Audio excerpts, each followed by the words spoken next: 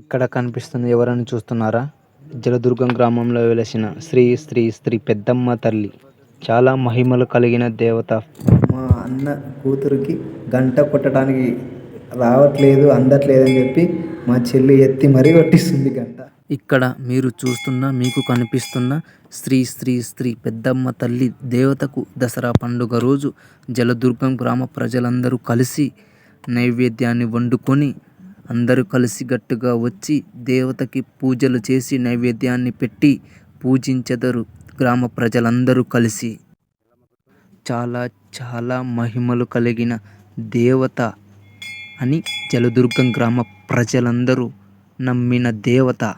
జలదుర్గం గ్రామంకి కొన్ని ఏండ్ల నుంచి ఈ దేవతనే కాపాడుతూ వస్తుంది.